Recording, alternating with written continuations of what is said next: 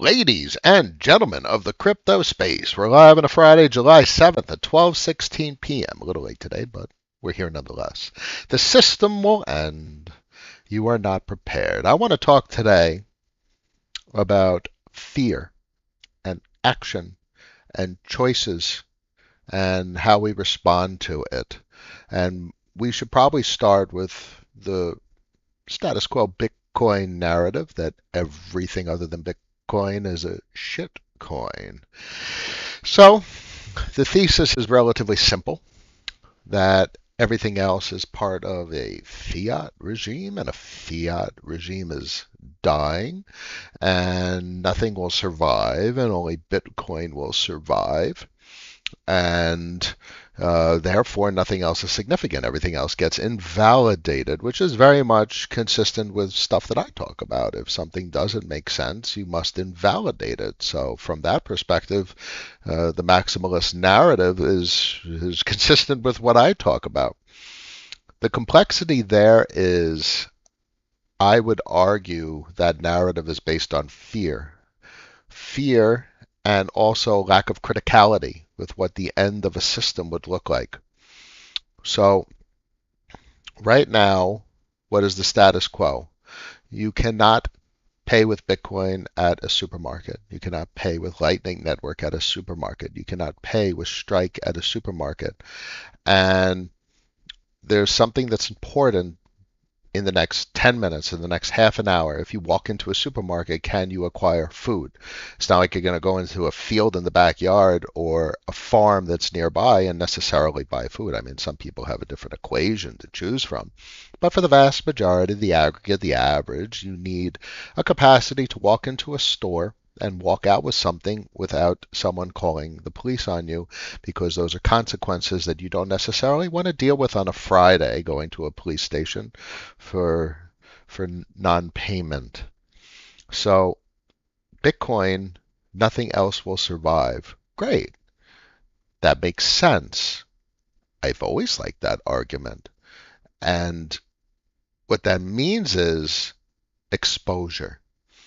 And then the question becomes, how much? You can't deploy all your capital to it because you need other forms of capital to walk into a store to make payment. And this goes into the concept of portfolio structure, position sizing, opportunity cost, because the system is going to end and you're not prepared.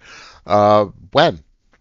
When will the system end? If you're preparing now and the system's going to end and it doesn't for 10 years, 20 years, and then what does the system ending look like? Is it war? If it's war and the supermarket has no food, it doesn't fucking matter if you have anything that you could trade for something at a supermarket, because there's no food at the fucking supermarket. So that doesn't make much sense. And if you're bartering, the odds are someone else is going to want like food in exchange for something. So what you realize is, in like scenarios, crisis scenarios, the only thing of real value is consumer staples, consumables, natural resources, commodities. And then a maximalist would argue that Bitcoin is a commodity. You can't eat it.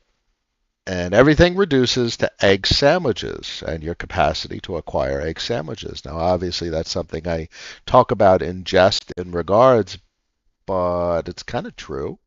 It's very true, actually.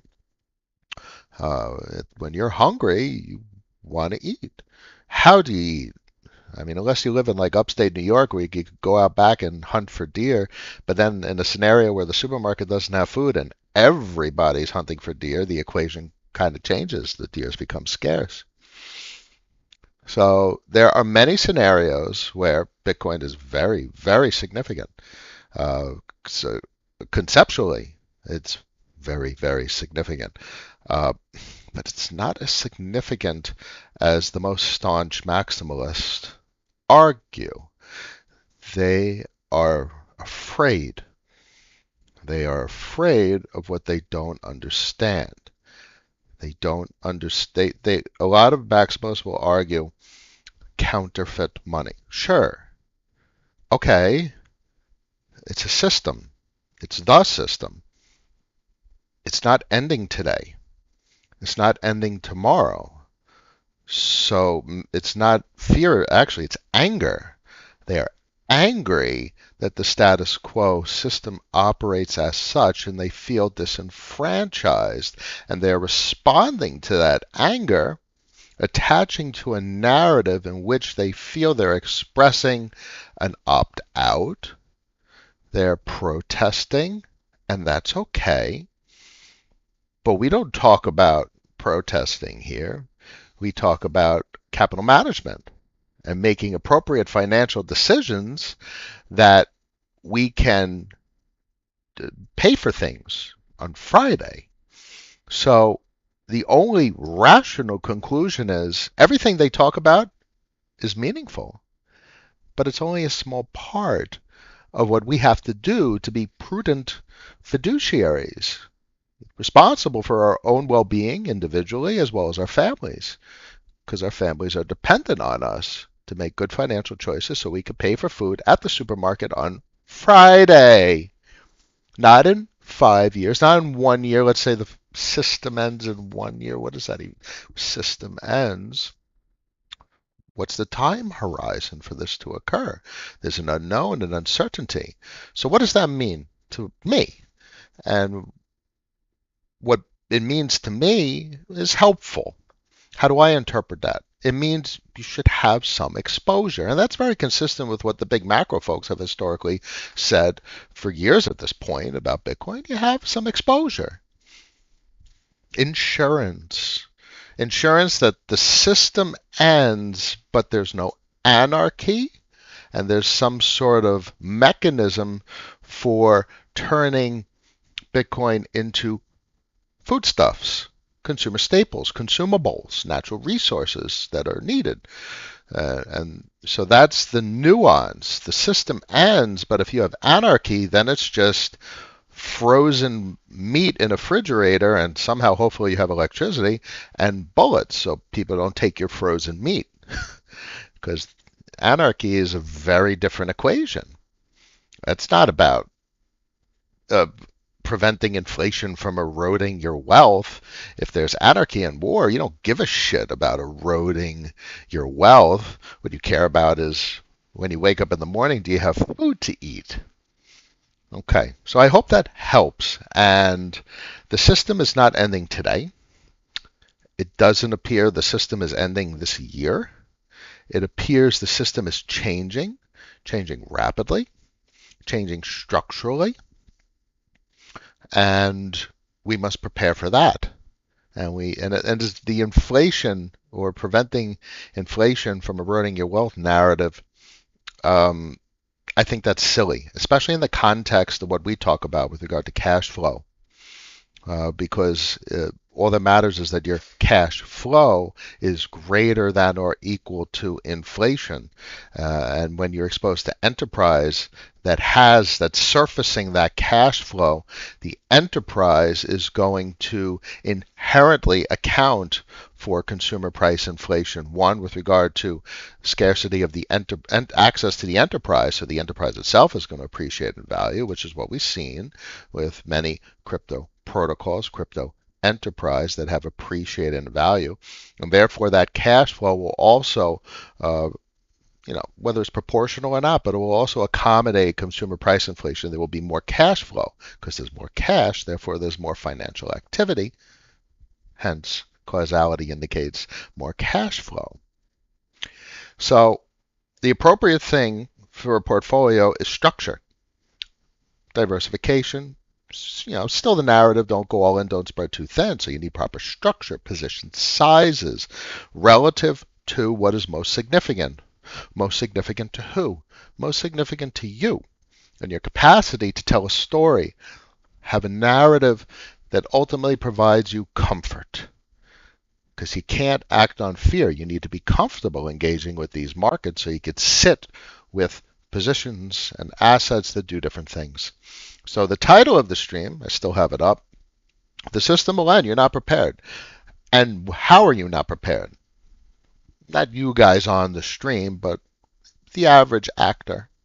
Not prepared with regard to what may play out being prepared for various events, not prepared for the fear, and responding to it. The last thing you want to do, and hopefully I convey that and I teach that, is the last thing you want to do is panic. You want to be like, oh, this was something that could have potentially played out, and it did. Look, let's say the system ends, dollars no longer global reserve, um, but there's civility and there's not chaos. There's not a post-apocalyptic scenario. All right, so it seems like it was good to have a component of your wealth in Bitcoin.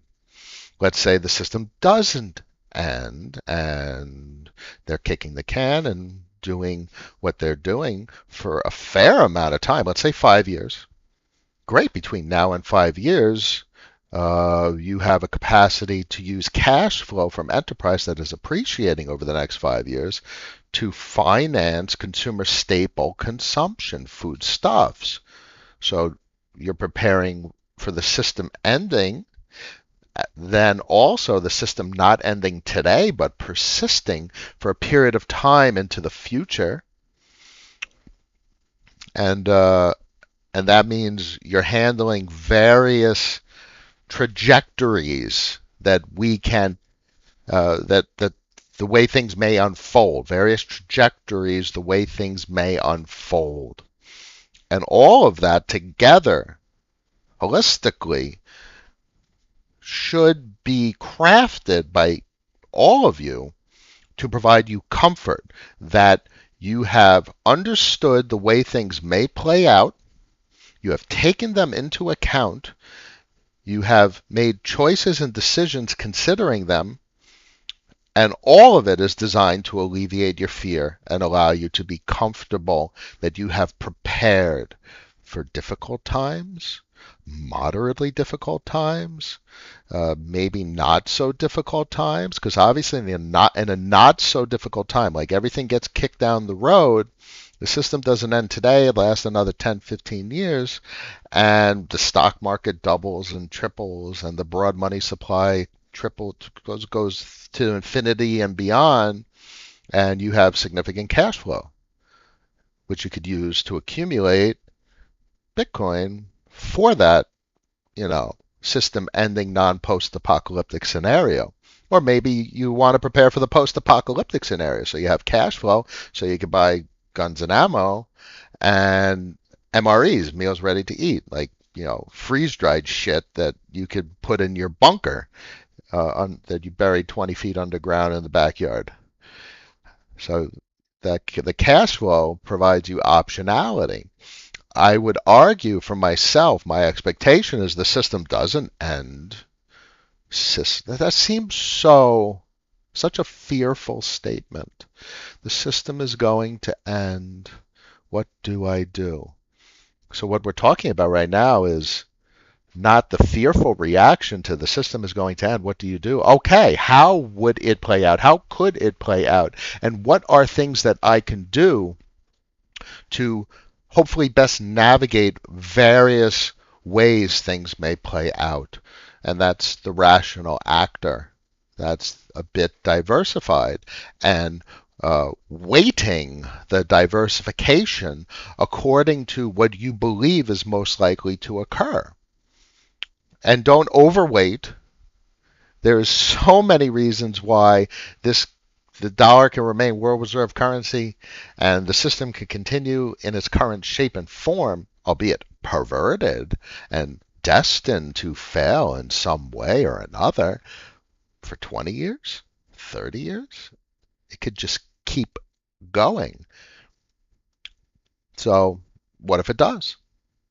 What if it doesn't?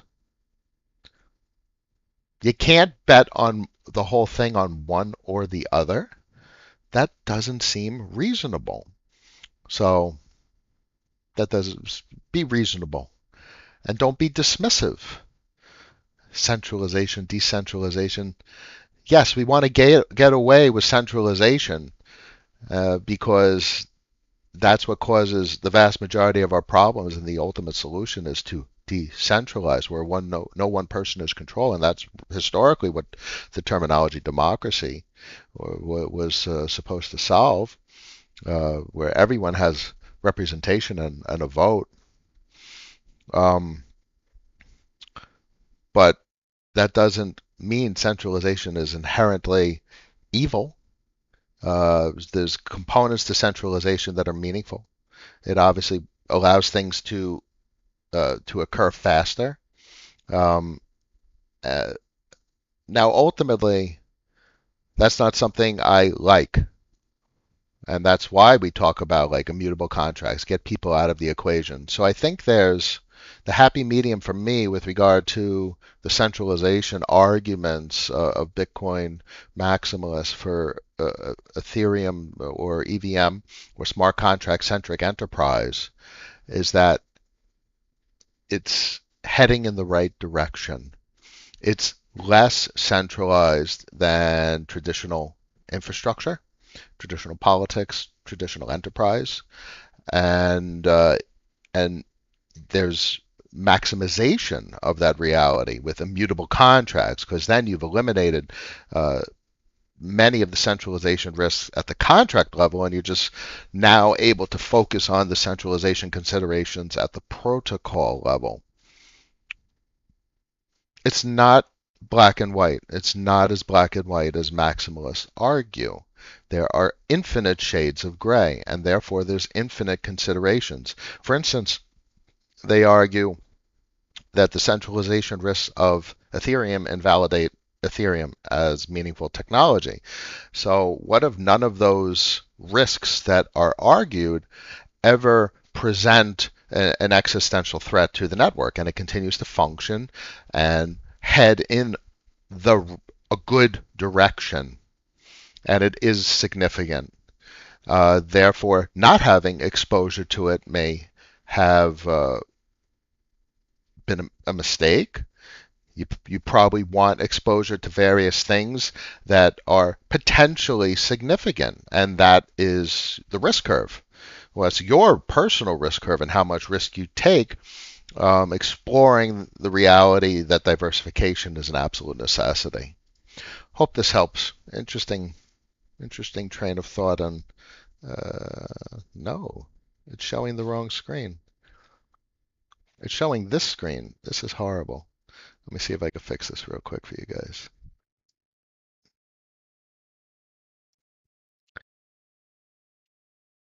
Okay, head tilt the other way. Oh, this is horrible. Let me fix this real quick. There we go. Now I just need one more thing. I need this. Okay.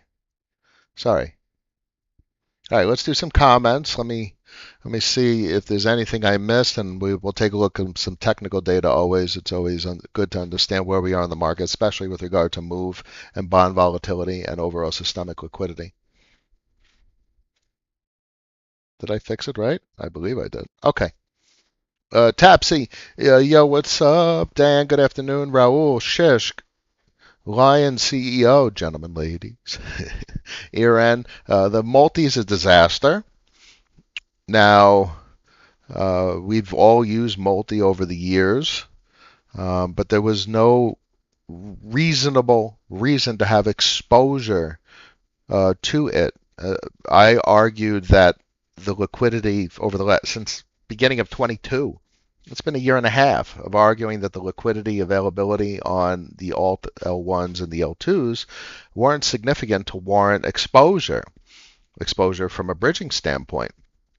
It was excessive risk considering the potential opportunity, and and that I would consider that being like a best practice to invalidate why I shouldn't be engaging in those kinds of activities. So if that was the reason to invalidate because of lack of liquidity, then we didn't have exposure to those markets vis-a-vis the multi-chain protocol. Um, so obviously, I have empathy for folks that are exposed to it. There's risk in everything. Uh, Maybe excessive risk was taken, and it makes sense that if anyone has losses, They were because ultimately the risk that was taken exposing to these systems was excessive. Didn't necessarily need to do it. Um, you can't always just literally have cash and Bitcoin and self-custody, and there's ways to minimize complete risk or minimize the total risk being taken, but that also minimizes opportunity, investment opportunity. So that's how you structure a portfolio depending on how much risk you're willing to take. And obviously we know the market as a whole takes on way too much risk. So it is a disaster. That's a huge amount of capital. I hope no one here was excessively exposed to it or even exposed to it at all. I see no reason to have been exposed to it with products like Layer Zero or products like Frax Ferry, where you actually have native Frax on whatever chain you're interacting with, and then you're just exposed to uh, Frax contracts as a risk profile, as well as the respective chain that you're interacting with. So there's ways to significantly reduce the risk uh, engaging with these alternative chains without having any exposure to multi-chain. Obviously, multi-chain was relatively simple, but clearly Layer Zero does something very comparable. You could move USDC, and USDC has uh, native burn function. So you have native USDC on these all chains. You have native USDC on Avalanche and Arbitrum and Optimism. So there was plenty of ways to reduce risk engaging on the all chains without exposure to multi-chain. Crypto, Jake's in the house. Sir Joe, present. No, I'm feeling discouraged on my portfolio's performance versus Ethereum, BTC the last few months. It's so hard to watch my bags bleed versus the majors. Makes me question the narrative honestly. Well, this is why my portfolio is so incredibly concentrated. It's literally 50% of my portfolio is a single protocol that is a set of immutable contracts that pays cash weekly. And I mentioned on earlier streams that my cash of choice is predominantly pure Ethereum, not even a staked version, a liquid staked version, an LSD. Albeit the YF is interesting from Yearn. That could mitigate risk to at the LSD level. But I also carved out a little piece of Bitcoin. And that's currently sitting with a little bit of risk exposure with WBTC. And I get tempted at times to migrate that to just pure native Bitcoin, which obviously I have a capacity to self-custody. Uh, so I appreciate that crypto enterprise could be depreciating relative to Ethereum and Bitcoin, which is why the cash flow produced by crypto enterprise you would want to store in hopefully a favorable denomination, favorable being something that's not excessively depreciating and hopefully appreciating, or at least offering you something that you cannot have, which is pure cash, be it dollar liabilities in a bank account or paper cash.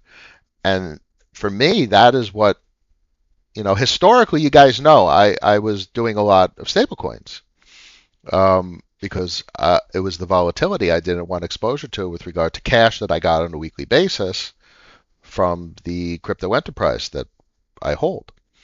Um, but most recently, my experience with banking has put the ever-loving fear in me about commercial banking.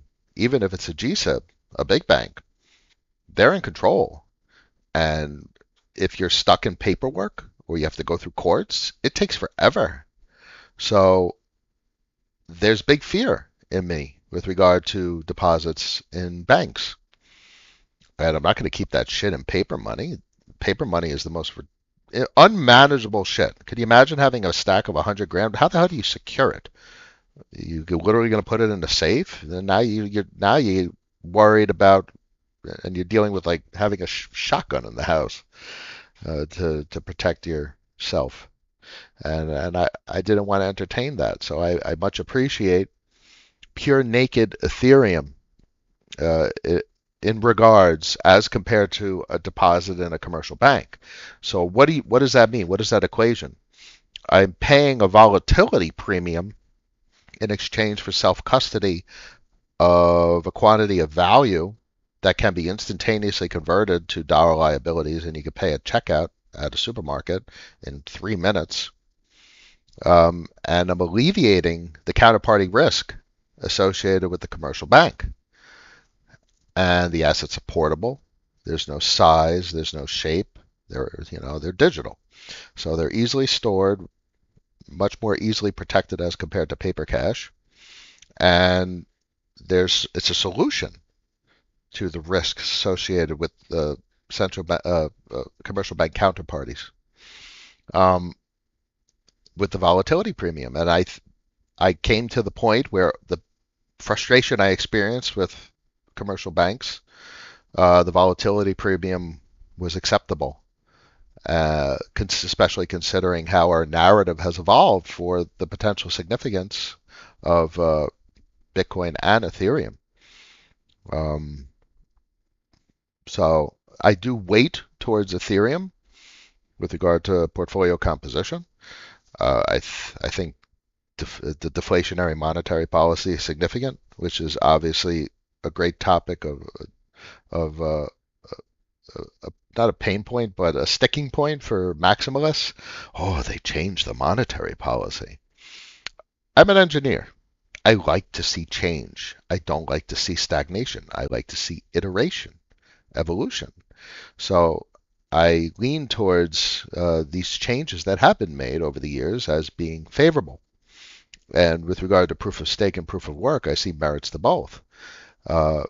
Pay to play is the concept that's applicable to both Bitcoin and Ethereum. If you want exposure to the inflation rate of Bitcoin, inflation rate, sure, disinflation on a 4-year interval, but inflation rate of Bitcoin, you need to pay for hardware and electricity. If you want exposure to the inflation, same as Bitcoin, of Ethereum, you need to own a quantity of Ethereum. You need to pay to play. Now, obviously, net monetary policy of Bitcoin is disinflationary. Net monetary policy of Ethereum is deflationary, inversely proportional to or proportional to network activity. As network activity increases, the deflation rate increases. So those are the arguments that I make with myself to make portfolio weighting decisions. Hope that helps. Yeah, Ryan. Hey, Cap. Hope all is well. How do I learn everything about Frax? Curve is the GOAT, but Frax is hard to understand.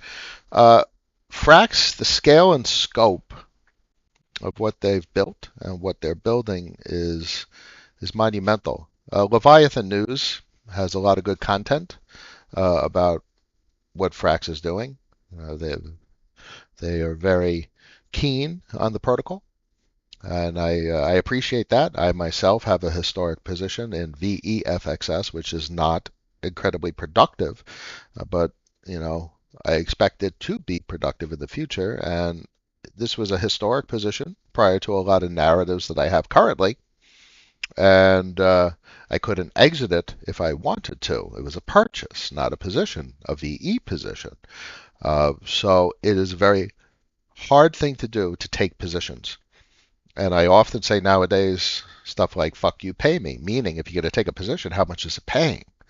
So Frax is a bit counter to my current portfolio construction methodology, because it's not paying competitively relative to the likes of VE Curve or VOCVX or variety of the derivatives, and that is something to consider. So that's like that whole delay gratification. You expect Frax chain. If FXS ETH is the ETH of Frax chain, it could be very interesting from a VFXS perspective, the revenue, depending on the activity on the chain. So it's very interesting and very large scale and scope what they're building. Frankly, what they did build and what they're iterating on. How to size a position is another story. And in many regards, my current narrative invalidates such a position. But that's something that we all make individually, those types of decisions. Hope that helps. Asarco, hey Cap, made it live. Yes, a little late today, but we're here. We're here. Dan, same argument could be made for Ethereum. Yes, of course. But run it the run the risk profile in the complete opposite direction. Exposure, there's risk associated with deposits at a commercial bank, counterparty risk. Cash, I gave the arguments for cash. It's very unmanageable in size. 100 grams, a pain in the ass. And how do you manage it? There's risks associated with it. So you have to weigh the risks relatively. And therefore, if Ethereum is too much risk, and then Bitcoin the end of the world isn't tomorrow, you can't have complete exposure to Bitcoin. It doesn't make any sense. It just doesn't. And it's not appreciation. You don't want to construct a portfolio based on what you speculate appreciation to be. You want to construct a portfolio based on its usefulness to you, based on the trajectories that the overall economic system of the world may take. And the price will come. It will be a manifestation of your portfolio weighting and what plays out. We have no idea. Nobody knows what's going to play out. So what you do is prepare as best you can and have exposure to various things that will respond differently depending on the way things play out. So yes, very much the same argument can be made about Ethereum, Dan. That's spot on. Lucian, good morning. Ryan, been watching Noah for 2 years. Man is giving free game. I tell so many people about you. I just be yelling Noah randomly. Well, obviously I do have a bit of a unique take, and I try and focus and be rational, maximally rational, the captain of rationality. I have my times when I've acted irrational, but ultimately the rationality, I expect one to underperform. I have no exposure to a Pepe or a Doge where you turn $1,000 into $10 million. I have no exposure to that. The captain of rationality is intent on one thing and one thing only: comfort. To be comfortable with the choices I make, the structure of capital that I have, and the way I solve problems that everyone has. Fear, anxiety. Is my wealth being decayed by consumer price inflation, by the evil central bank that is managing an elastic monetary policy? They're counterfeiting dollars. Am I comfortable with how I am responding to that reality? So just remember that when you hear a Bitcoin maximalist talk about, oh, they're counterfeit, they're angry. Folks are angry, they're counterfeiting. So they're responding to that anger in a rational way and over allocating to one particular thing because there's no second best. But there's many things that could do very, very well and contribute meaningfully to your capital management requirements, what you need with regard to cash flow. So no second best with regard to investment, but now you have to spend time and effort in selling at potentially opportune times, and there's more work required to manage things that you have to buy and sell with regard to timing. And I don't want to work. I want to work less. I want to own productive enterprise, and that is a solution. And there may be opportunity cost associated with owning enterprise as compared, maybe Bitcoin goes to $10 million and everything else. So Bitcoin, it turns out from hindsight, there was no second best, but there was still work involved in buying and selling at opportune times. And I don't want to do that work.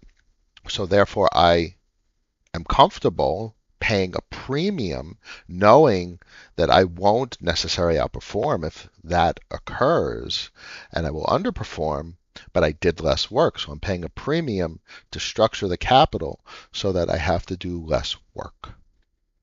Hope that helps. Hey Noah, what role dynamic does Japan play with the U.S. global financial system? Why do they constantly print JPY?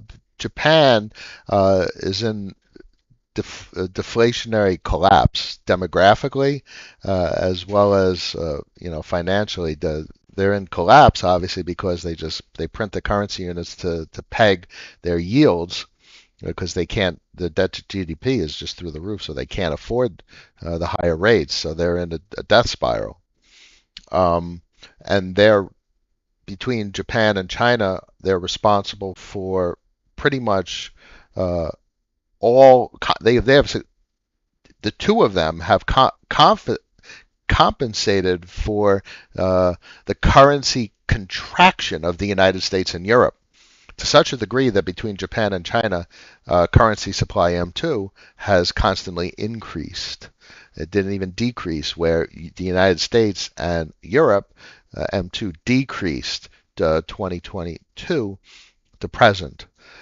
So every country does what they do for themselves domestically to manage their domestic economy. But there's obviously implications for the global economy. And there's obviously collusion and coordination between the central banks to keep the system running as best as possible. So, the result of the Japanese economy doing the only thing it can do to keep its domestic economy functional and avoid the post apocalyptic scenario of a currency collapse and just chaos what they've done and what they do has implications on the global economy because of the amount of currency units that end up in circulation and the arbitrage between interest rates that result, and forex market arbitrage as well. So that's a good part of the story of how Japan contributes to the overall system. Lucy, and in hindsight, was 56-cent curve a big enough discount? You'll only ever know in hindsight. Discount, well, that's why I argue that purchases are maybe the most significant offering of the crypto space, the most significant innovation, these permanent locks of sorts, because that completely invalidates the need to consider selling because you can't sell. So it changes the equation. It simplifies the equation. So if you're making a purchase, every investment reduces to APR, whether it's anything, including real estate. If you buy $1 million home that's giving you $100,000 a year in rent, you're making 10% APR. And that seems like a fair amount of opportunity cost as compared to investments in crypto markets, albeit, well, frankly, real estate is volatile as all hell, recently especially. So it's not like you're paying a volatility premium for that APR in the crypto markets. You got a hell of a volatility exposure in the real estate markets nowadays. So everything reduces to APR. Everything. And that's the common denominator for evaluating enterprise composition of a portfolio. Break it down. If you have, oil exposure that's paying you 20-30% APR, if you have real estate that's paying you 10% APR, if you have various crypto protocols that are paying 25-30% APR, all that matters is two things: the APR and the likelihood that that APR will continue into the future. And one final thing is the risk profile for that something to go catastrophically wrong and loss of that cash flow revenue. And then that plays into position sizing. You don't want excess risk exposure. So I hope that helps. I don't know. I don't know if that was as cheap as it's going to be. Frankly, from a technical analysis perspective, I clearly see a bit of an Adam and Eve pattern, a bit of quite a decently structured inverse head and shoulders pattern on a year basis. That is a 1 year time frame. This is the monthly chart. Things look good from a monthly volume perspective. So what I'm describing to you is called confluence that indicates potential directionality. Look for confluence suggesting directionality. So the Adam and Eve suggests the bottoming pattern that is through the entire history of the protocol. The inverse head and shoulders is suggestive of a directionality reversal. The volume, the monthly chart and monthly volume indicates it looks decent. This is probably the least significant data on this chart right now. I probably should expand this to the year volume to see where we are. We're below the red line, which is the midpoint for volume for the month of July. We are green for the month of July, which is nice to see. We're below the 10 SMA. We're below trend, the white line, which is a decently structured trend line. So bear in mind, it's nice to see that the trend line has finally caught up with the TWAP, time-weighted average price, a significant moving average, especially from a monthly perspective. So you see a breach above the 10 SMA, above the trend, above the TWAP, which is probably about 95 cents. You see a close on the monthly at 95 cents. That is a very nice candle. From a technical perspective, one candle doesn't mean much. What you want is further confluence of a successive candle. You would want to see the successive candle close above the close of the previous month to be suggestive of directionality continuation. So we are very much in a state of uncertainty, but we have meaningful technical data suggesting to not expect significant depreciation from here. I've always said taking a position is the hardest thing we will ever do, and taking a permanent position makes it even harder for many. For me, I've easily taken permanent positions, and in more recent times, I've become very comfortable taking very permanent positions. I don't know if folks on Discord know that I've recently relocked Aura. And man, I was tempted to liquidate. And frankly, that emotion I had, the temptation to liquidate, I don't like that. And that's why I like the permanent position so much, because I wouldn't have had that emotion. I purchased Aura, done, I can't sell it. But because of the protocol design, I could sell it.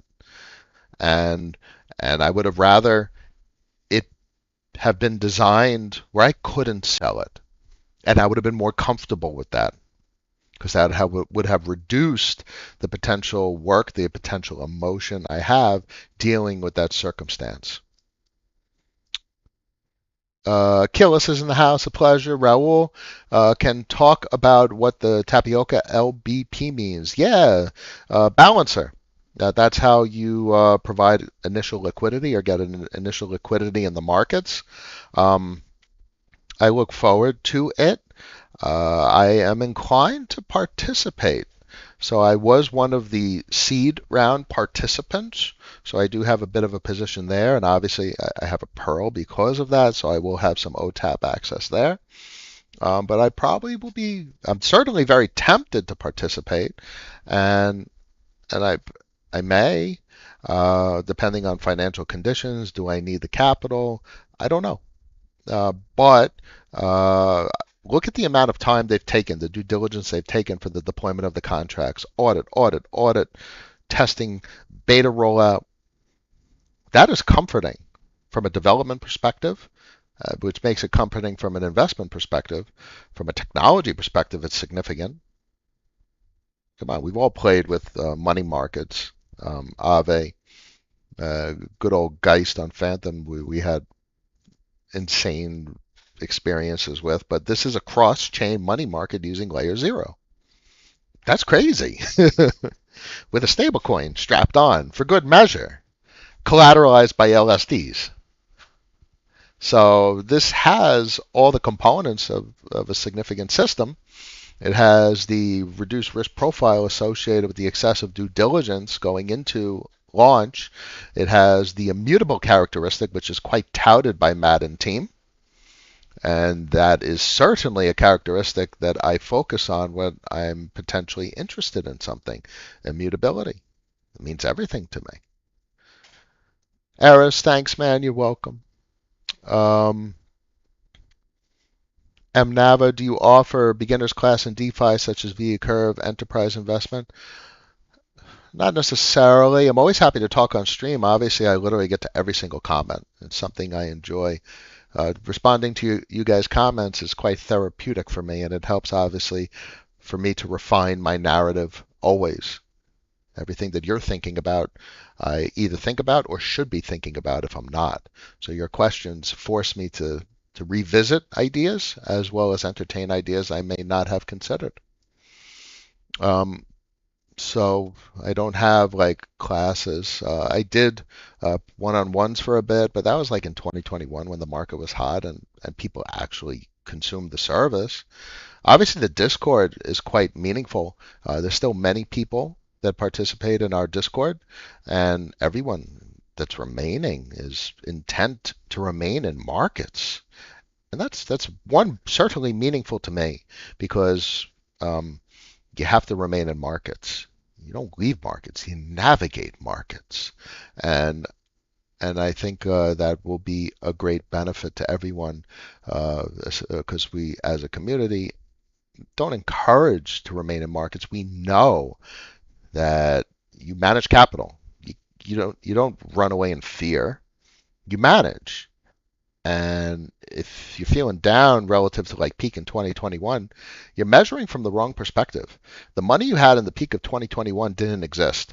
One, it was either unrealized, or two, you accept that it was just fake bullish bubble.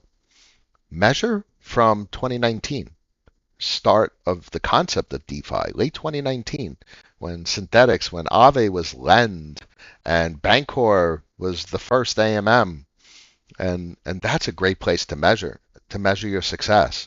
And if you can say to yourself, an accountant, friends, and family that you are successful relative to 2019, you have made good decisions since 2019, and you are wealthier, both financially as well as intellectually, as compared to 2019.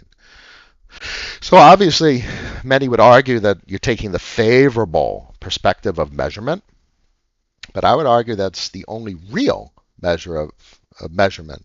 And sure, folks could have capitalized from the top in 2021. I know many folks that did capitalize quite well, but that was opportunistic capitalization. Opportunistic capitalization on a fake state of markets because the markets tell us the state of itself. And it came down. All of this depreciation was because that wasn't a real market. It was a bubble. The markets now are much more priced to reality. Because look how stable, relatively stable the markets have been. Look at this price point on curve. This price point on curve is 76 cents. It was 76 cents in January of 21, in October of 20. This is a very consistent price region historically for this asset. This is a much more realistic price point historically, and that's meaningful. Raul, can you talk a little on how the current commercial real estate problem can play out? Uh, it could collapse banks. Could have 1,000 regional banks collapse. Well, that's why the Fed has a BTFP and they have all the four-letter acronyms to paper over these cracks to counterfeit currency, as maximalists would argue, and that is true. And what matters is their intention. And overall, their intention is first and foremost to maintain the status quo, such that retirees can continue to be retired and maintain civility. So government and the monetary authorities finance civility. That is their overall mandate. And to do that, what they've done since '08 is manage liquidity. So what is default? If commercial real estate blows up, the bank becomes insolvent, they don't have adequate liquidity to finance withdrawals or debt obligations, so the Fed finances liquidity. And how have they financed liquidity is they've mutualized it. The balance sheet is our balance sheet as citizens of the U.S. So So that's what they've done. That's what they will do. Now, do you respond being angry? Like, oh, they're counterfeiting. Oh, I need to opt out of the system. Opt out. There is no second best. Yes, you do that to a degree. But you don't do that out of anger. You don't say, I am so fucking angry with these counterfeiting crooks. The only thing I'm going to own is outside money, outside of the system. There's other things that can be very significant. If I talked about just a moment ago about measuring from the bottom, late 2019. If I held all my capital in Bitcoin in late 2019, it would have been one of the biggest mistakes of my life compared to now, compared to right now. So because I explored the concept of digital enterprise and other types of systems and technologies, I avoided one of the biggest financial mistakes of my life. That would have been the wrong choice, and that's meaningful. Um, Long the revolution. I like flexibility, but understand your feelings as well. You always want to be flexible. You want to be agile, which is a very important software development principle. I'm wealthier now from learning from my mistakes. Always got to learn from your mistakes because we can always do better. Thanks for all you do, Cap. I appreciate you guys as well. You guys help me learn as you continue to talk and ask questions about these topics, especially here and on Discord. You allow me to rehash these ideas in my mind and think from not my perspective. That's imperative. You have to get outside of yourself to understand more. You can't just have your frame of reference. You have to think relative to what the hell Jerome Powell is thinking. And that's how you understand the system and the way things may play out. They finance social civility. They are trying to finance the system not becoming post-apocalyptic chaos of crime and poverty. They want the status quo to persist. That's the bottom line. Thank you all for joining me. Friday, July 7th at 1:08 p.m. It's been a good week. Let me show you one more chart because this shit is crazy. That move. All eyes in this chart, in my opinion, for very much the reasons Mike Howell talks about.